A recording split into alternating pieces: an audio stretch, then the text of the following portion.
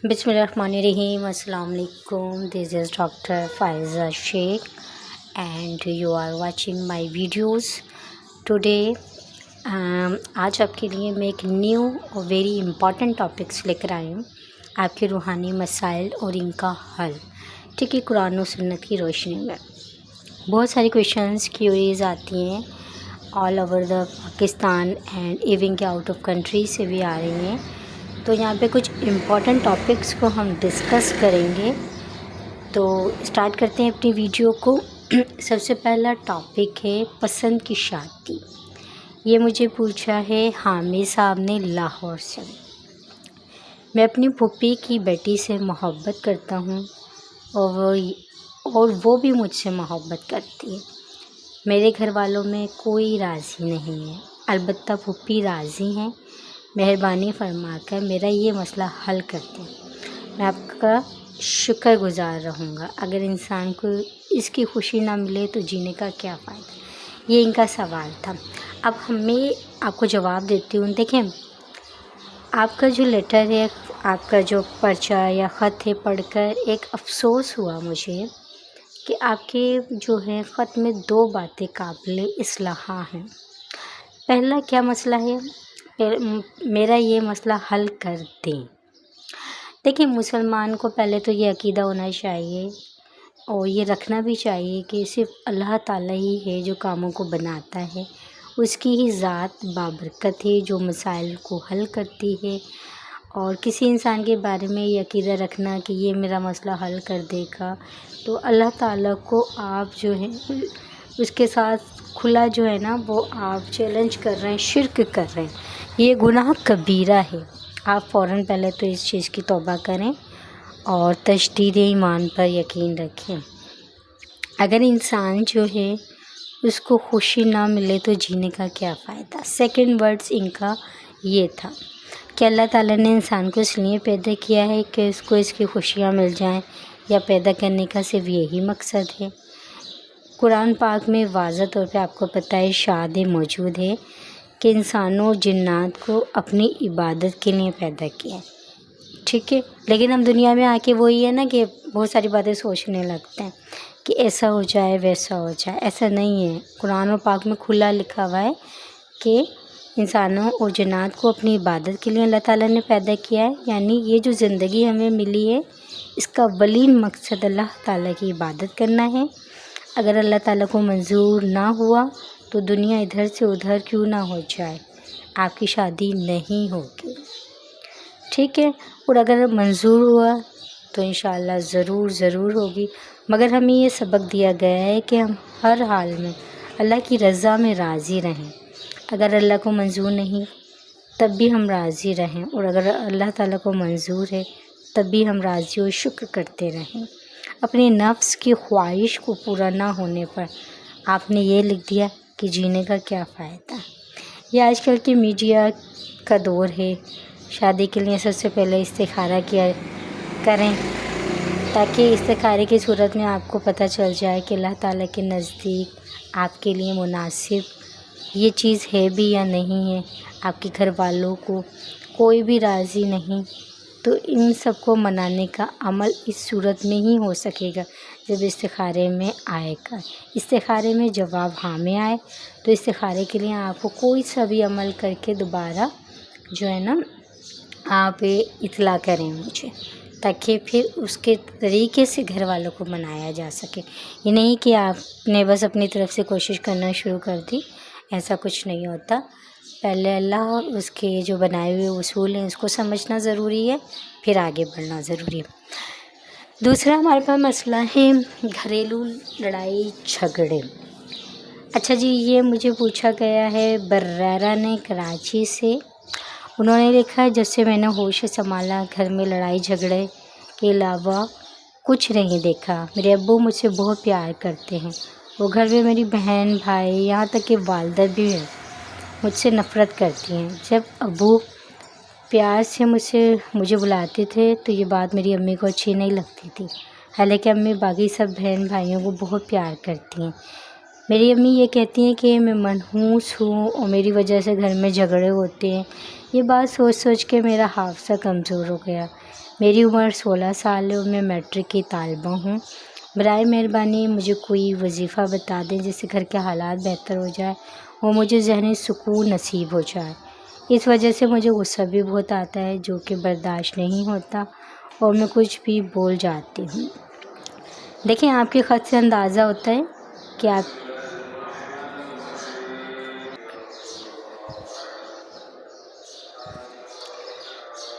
آپ کے خط سے دیکھیں بیسیکلی اندازہ ہوتا ہے کہ آپ کی والدہ اور بہن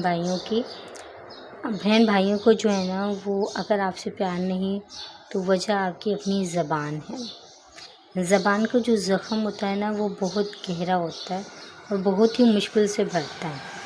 اپنے غصے پر قابو رکھنے کی بھرپور کوشش کریں۔ اس کے لیے کسی اچھے یا تو ہومیوپیتھک ڈاکٹر سے بھی آپ مدد لے سکتے ہیں، کیونکہ ہومیوپیتھی میں غصے کی زیادتی کا علاج موجود ہے۔ یا پھر آپ کوئی اپنے لیے جو ہے نا وظائف کر سکتے ہیں، وظیفہ کر سکتے ہیں۔ اس سے حافظے کی کمزوری کا بھی ذکر کیا ہے نا آپ نے، تو وہ بھی دور ہو سکتا ہے۔ آپ یا عزیزوں کا کھلا ورد کریں، یا عزیزوں پڑھتی رہیں، چلتے پھرتے اٹھتے بیٹھتے، جب بھی موقع ملے کھانے پینے کی اشیاء پہ دم کر دیں۔ انشاءاللہ حالات سنبھلنا شروع ہو جائیں گے۔ دوران وظیفہ کوشش کریں کہ کسی کو بھی اپنی زبان سے تکلیف نہ دیں، برداشت کی عادت ڈالیں۔ ویسے بھی ایک لڑکی کے لیے یہ سب کچھ اچھا نہیں ہوتا کہ لڑائی جھگڑے غصہ کرنا، کیونکہ اس کو کہیں دوسری جگہ جانا بھی ہوتا ہے، تو اس لیے اسے سب کچھ برداشت کرنا ہوتا ہے۔